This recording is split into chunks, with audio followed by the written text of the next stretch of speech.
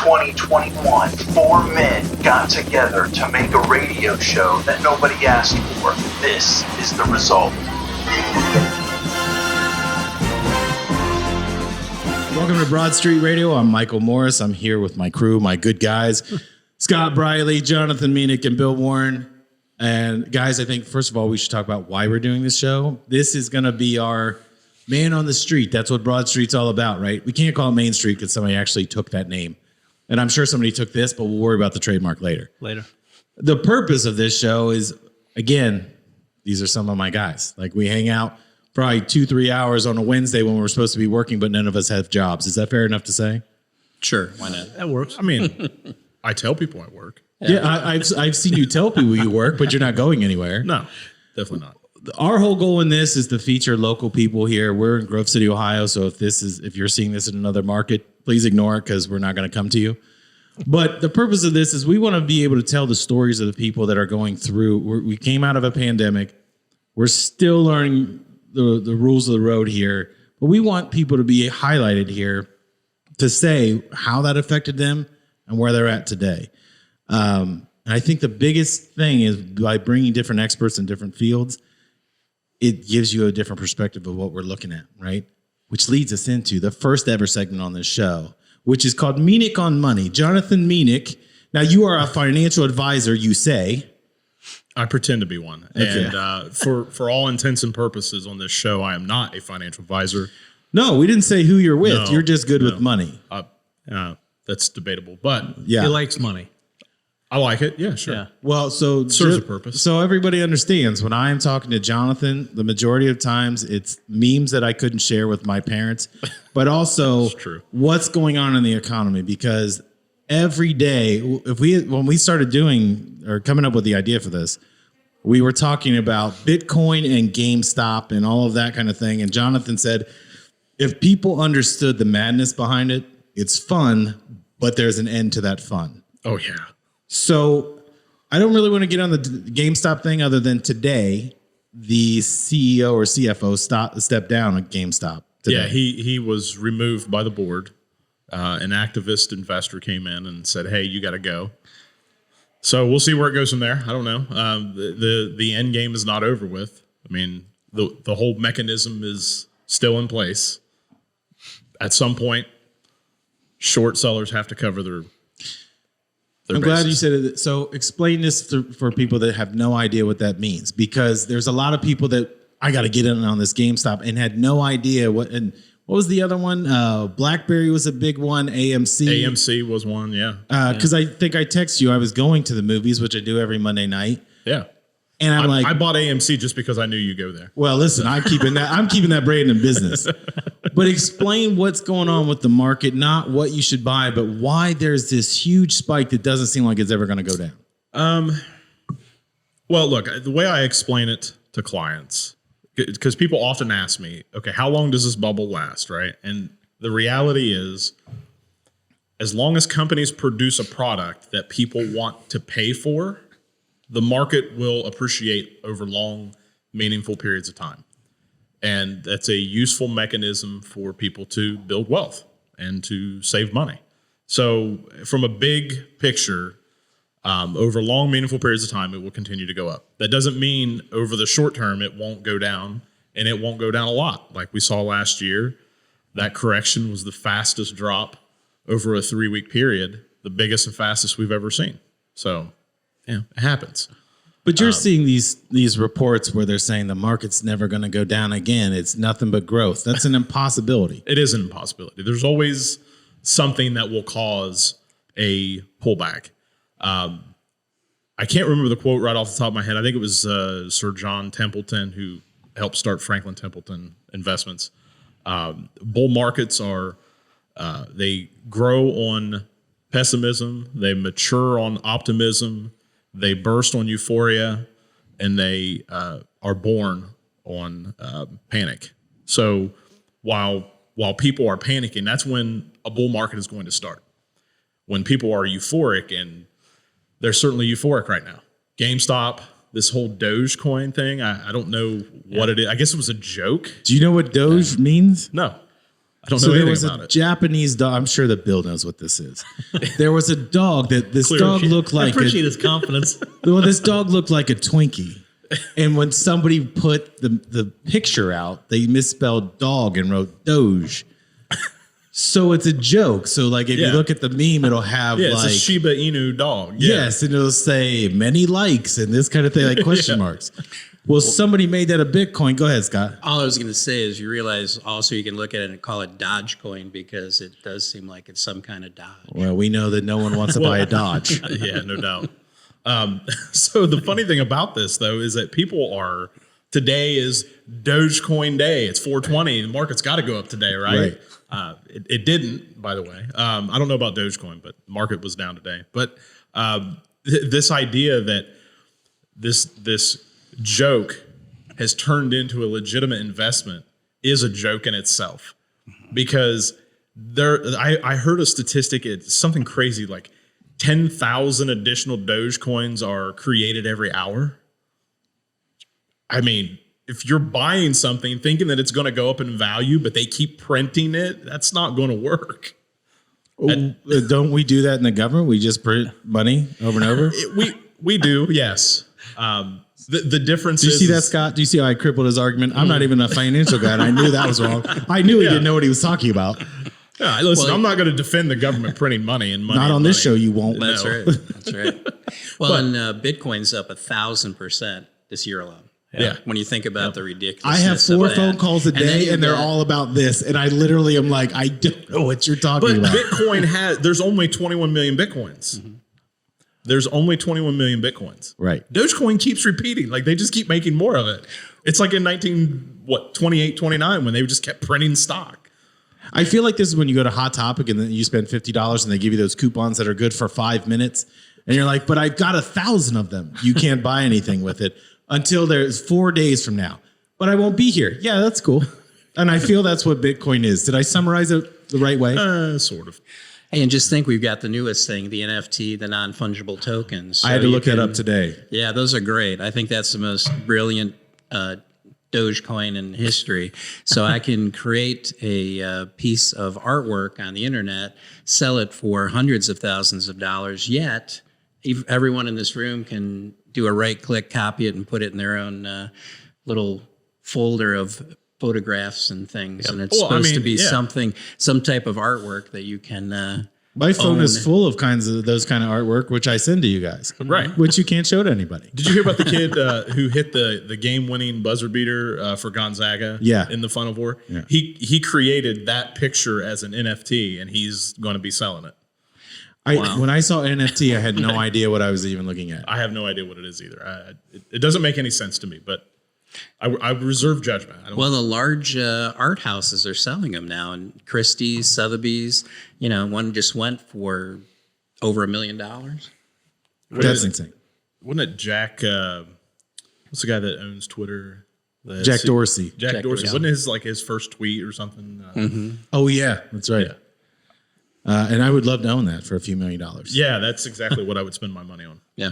Let's take the opposite side because we talked about the positives here. Can we talk about the negatives that have come out of this? Because again, for let's just say all of 2020, we all wrote it off.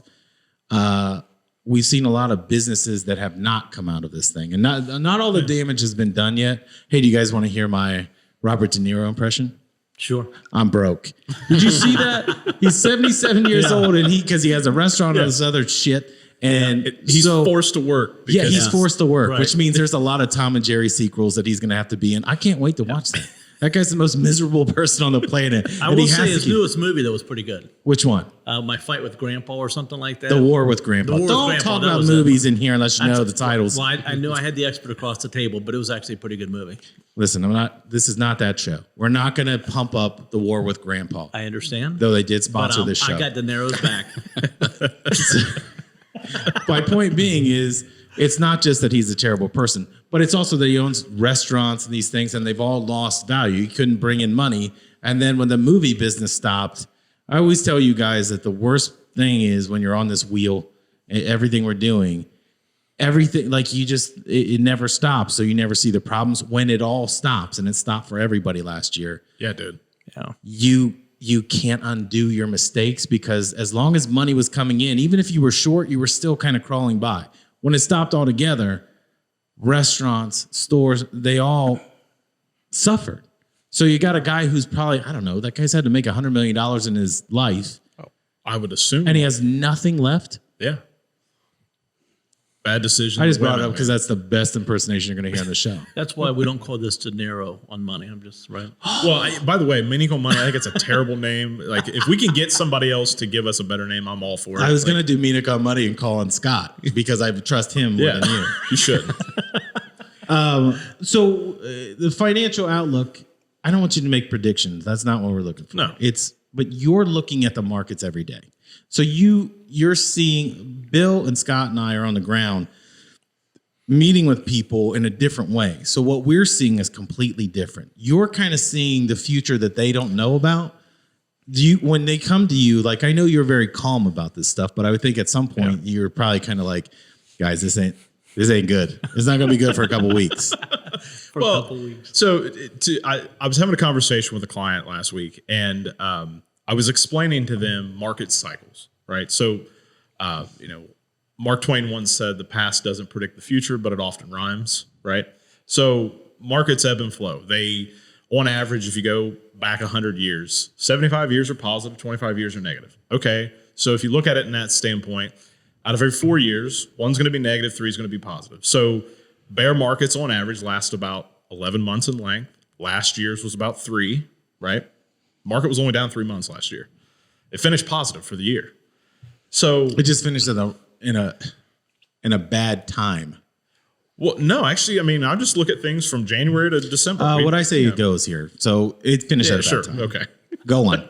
He's always So right. now it's Michael Morris on Money here today. That's right. It's a Thanks better for name. joining us with Morris on It's a Money. better name than Munich on Money. It totally is, actually. So anyways, with regard to that, last year, if I knew anybody had money, I was calling them.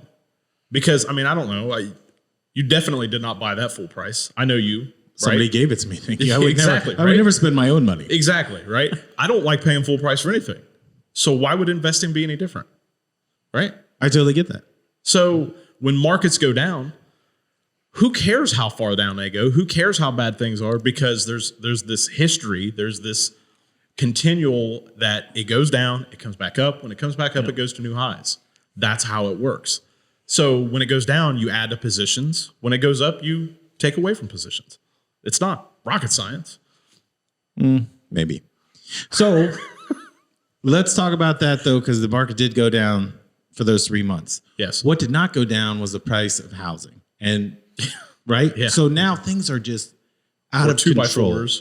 or Well, aluminum address that. or steel or you could- anything. what was it? You could buy a 2x4 for $4, and now you can buy it for $3. Now $4 they're billion. $9. Yeah. So that's where Scott, who's our man on the street that's constantly in the real estate business, can you kind of address the fact that no matter what's happening, the housing market is not slowing down whatsoever? Oh, absolutely. I spent some time this morning talking to a realtor who's been in the business for 25 years here in Central Ohio, and the current number of active listings on the multiple listing service, which is basically what all the realtors use. That's the MLS. We The pros MLS. call it an MLS. The MLS, yeah. And there are 1,181 Amateurs. active listings. Now, here was the one Wait, question. what's I that wanted- again? Say that again. 1,181 listings. How many realtors are in Central Ohio, Scott? Almost 8,000. So you can see how well those numbers work as well. Right. But here's the really interesting part of it, because I wanted to know if you were a first-time home buyer or someone that, currently wanted to move from renting to buying, how many of these houses were under $350,000? Now, Not the many. $350,000 house, that you have to make some money to afford that. So 559 of those 1,181 listings are houses over 350. Wow. That means we've got less than 600 houses for first-time home buyers. Now, just to add insult to injury, a healthy home market is 6 months worth of inventory. 1,181 houses in the Central Ohio area is basically 3 weeks worth of inventory. Wow. And if you take out all the ones over 350,000, now you've got roughly a day to 2 days of inventory. What's the FHA loan limit? I mean, that's the first-time home buyers. That goes it's up every year, and FHA. actually that's I know. really high. But it's It's up 400. higher now, but It's almost 450,000. Is I don't or want to think about 360, and I was okay. Yeah, it's a huge number now. But that's amazing when you think about 1 week of supply for most people that want to get into the housing market. And you have no decision time. I mean, you don't have time to think about it. Because like in Bill's situation, Bill is not a young man and he has like 35 children. If he 36. needs a house, he needs a house right away. Yeah. So And it's got to be a special house for gotta be 36 big. kids. yeah, it's gonna be I mean, he's got to have a lot of room for Big Bill's cool barn. junk. Yeah, I've run a barn out off of Yeah. off over in Grove City. For your family? Yeah. He just Like the stacks- Waltons, they just sleep in the barn. Just put them in cages and stuff. Is that Well, Bill's getting acceptable? all his Hey. children put into cryogenic. Jonathan, don't bring that up. That's the southern border. They're big cages. okay? Well, all right. So back to the housing issue. Thank you. When we're looking at this, the housing market, the U.S. market used to be based on a lot. It was automotive, housing, and the dollar. I don't hear those anymore because automotive is behind because they don't have enough inventory. Housing They is don't the have same. enough microchips. you That's can- the real issue. Yeah. They can sell. They're selling at a phenomenal pace right now, but none of the manufacturers can keep up because of the chip inventory. Because there's so many computers and cars now. But that's the thing is you would think there would be some downfall somewhere. There's not. Everything is just to the moon, as my friend Elon says. We'll get him on the show one time so he could say it. But That would be cool. it goes to when Bill and I are having conversations for people about marketing their business, they all have that same issue where it's if I sell too much, I don't know if I can replenish this to keep selling. So I'm not going to do anything and keep my inventory, which makes no sense whatsoever. Housing is the same thing. My favorite term is the pocket listing. I got a pocket list. You might have one and you might get 40 offers on it. You didn't sell it 40 times, you sold it once. But everybody I know that is terrible at sales ends up being a realtor. So shout out to those realtors that are terrible. Go sell insurance. But is that not the case? Every realtor you know failed at 10 other things, and then I'm in real estate, baby. Everybody's got their glamour shop. Well, here's the other interesting thing. If you add up the number of realtors, the top 10% does 80% of the business. Right. So the bottom 90% are kind of scrambling to do, and the average realtor is only doing 2 deals a year. Now, when you think about That's that, crazy. How do you even feed a but dog on that? Well, and that's just it because Small dog. people that this can be a secondary job. It shouldn't be, but it can be a secondary job. If you sell 1 or 2 houses a year, that might be your vacation money. I guess. So, Well, let me ask you this question. This goes for everybody at the table. This isn't just a Scott exclusive, but one of my favorite terms to go into is the forbearance, because I'm waiting for all those terrible people that I don't like that have homes that they have been cheating by not paying their taxes, not paying rent, all that other stuff. The forbearance comes up, and that's supposed to be July, right? foreclosure, I think you're. No, what's the forbearance that on they the don't have payment? to That they don't pay have to was pay. extended. There was Well, and the a, foreclosure moratorium has been extended through June September. 30th. June 30th? Okay. But Yeah. here's the really interesting thing. I was on the White House website today, and that can be extended up to 6 months. So if you wait till June 29th and you file for, a forbearance from your foreclosure, or basically a stop of your foreclosure, you can get an additional 6 6 months in 3-month increments in order to keep your house. What's that going to do? So gonna basically, lose your house in 2022, not 2021. If you stopped paying your mortgage today, they couldn't get you out of your house until basically the end of 2022. So Right. I was talking if you to a wanted to do landlord. that. I was talking to a guy that owns some property over the weekend, and he has tenants who haven't paid, and he can't do anything about it. And Yeah. the difference is that's not going to necessarily going to impact their credit. When this is all done, they're going to move, go somewhere else, Right. and the landlord's stuck with the bill on this. Yeah. So Yeah. it's, Well, it's because an the unfortunate- landlords still, most of them are still paying their bill and not Oh, they getting are. paid. They are. Yeah. I mean, the government hasn't gone to the landlords of these properties and said, hey, you know those taxes you owe us? Don't worry about that. That's right. You Bullshit. still owe Jonathan, are money. you saying that the government isn't taking care of us? Is that what you're trying to say right now? Maybe. Not us. The government Us? gave us $1,400. That's what they promised us. I didn't see any of Anyway. it, but okay. I don't want to be doom and gloom, but I do want to get into some actual case studies of people that we've talked to. So Billy and I go at least once a week to Memories here in town and sit there for 4 hours and figure out the world's problems. But a lot of those are based on conversations we're having with clients who own businesses. And the reason I like having Jonathan and Scott here is tell me what's going on in the things that were the two biggest economic indicators, housing and the stock market. Right. They're tied together. What we're seeing is more people door to door and what's going on with them. And Billy, when you're going to see people, what's the thing you're hearing coming out of 2021? And now we're in we're through first quarter, right? Right. Right. So where are they right now? I think overall, most business owners I talk to are relatively optimistic. They feel like they survived. There's some businesses, though, that didn't. But it's interesting. People ask me all the time, what industries are doing really well? And there's some that we're seeing that are doing better than others. But usually it's not about the industry. It's about the mindset of the business owner. Right. And I'll give you a perfect example. When this whole thing hit last year, a client of mine up on Lake Erie was a pizza shop. And this was a guy that had a pizza shop that did not have dine-in, right? They were carry out and delivery. For all intents and purposes, their model was built well for COVID, right? Well, this guy flipped and said, I can't do this stuff. I can't market my business. COVID's killing me. And I said, what are you talking about? Your business model has not changed. Now, I understand why he was scared, right? I get it. They have people, not only their own well-being, but they've got people who count on them to be able to pay their bills. I get it. Right. But this guy just shut everything off because COVID was killing him. And today, unfortunately, he's out of business. However, I had two other pizza shop clients that doubled down and hired more delivery drivers. I had another restaurant that had dine-in that was going to have to let go of wait staff.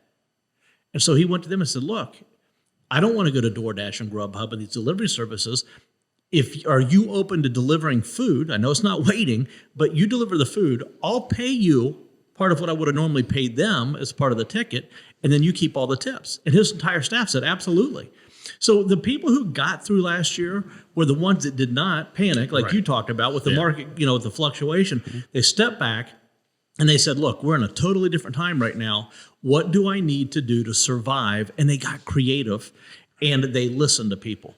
The gentleman I talked about up off of Lake Erie, we tried to talk and he got mad and hung up on me because he thought I was trying to talk him into doing marketing. To be fair, I would hang up on you too. Yeah, well, you would have. Yeah. I just wanted to be honest with our listenership. That's fair enough. Fair enough. But he wasn't even open. But the people that survived were the ones that opened up, listened, thought a little differently, talked to other people. It didn't mean they acted on everything, but they started to become a sponge and just research. And then they were able to move quickly. The ones that made adjustments, they survived. Today, most people are relatively optimistic. The businesses that got through it, some of them are still in a tough spot, but they're now trying to figure out, now that this is starting to settle a little bit, where can we go this year and kind of get things back on track? And frankly, many of my clients are where they were pre-pandemic and even beyond that. What I'm seeing is, and Scott and I there's a restaurant, we love these girls. We should give them a shout out. Yeah, I agree. I'm not going to. So we love these girls, right? It's a family owned. This restaurant, it's. I thought Hooters went out of business. We only go there for the food. We don't go there to read the articles. So it's a family restaurant. It's very ethnic, but we like going there. The food is fantastic. They're great people. During the pandemic, they're forced to shut down their dine-in. But what we were figuring out is how much money they were losing because of the DoorDashes and what's the other, Grubhub. You're paying 30% regardless of that ticket for somebody else to deliver your stuff. Right. Our lives have changed to where we are a click society where I can get it on Amazon. I don't have to go to Walmart. Or I see lines of people waiting for people to bring their groceries out. They didn't even bother going in. They just ordered it online and went to pick it up. Yeah, John. I would argue that we didn't change. Companies just took advantage of our laziness. Oh, listen. 100%. We've always been a society of convenience, right? Americans are not the most motivated cats. I'm not saying that. What I meant was they made it easier because every commercial was just click, get my app, all this other stuff. Yep. What's that movie with the robot where he's on the trash planet, which would be Earth now? Wall-E. Where everybody's just like 600 pounds and just everything's a touch of a button away. Yeah. That is a documentary at this point.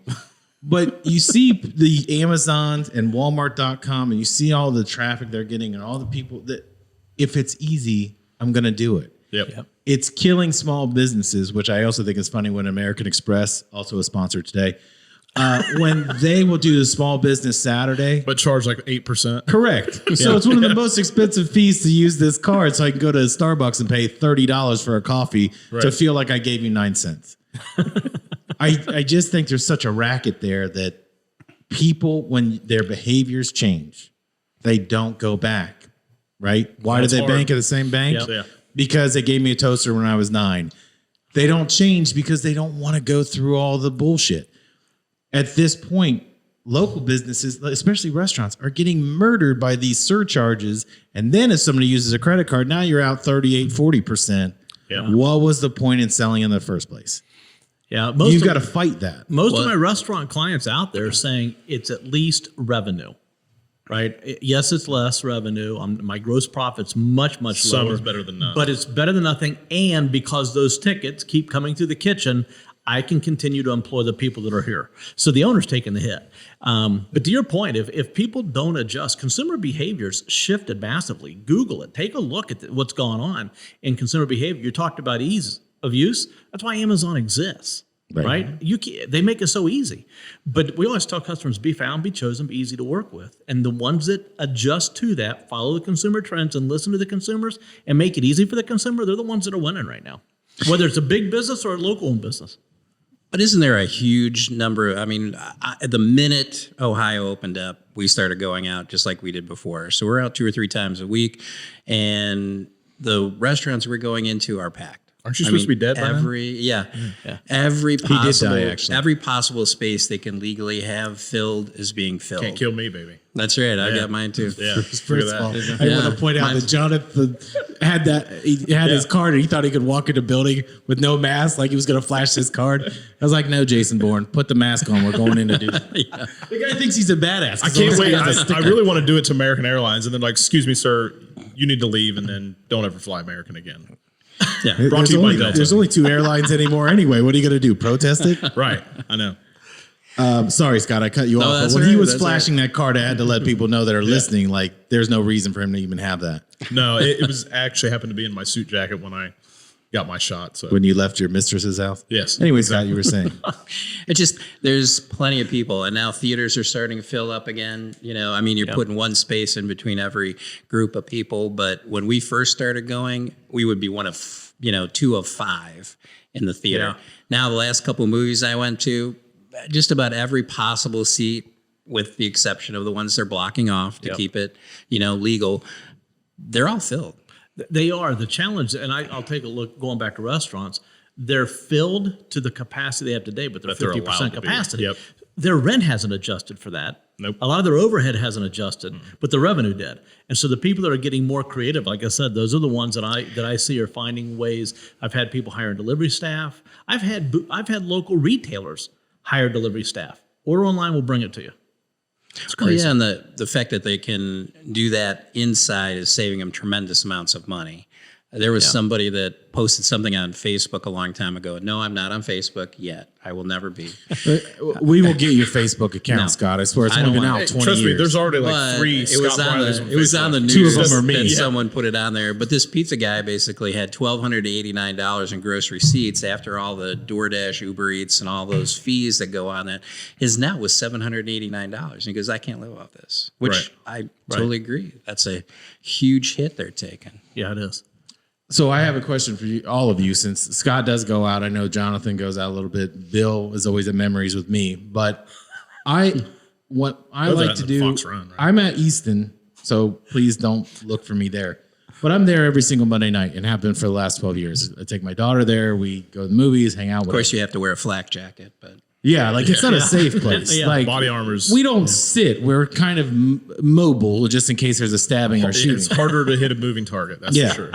But what I am noticing is the amount of people who aren't buying anything, but they're walking around.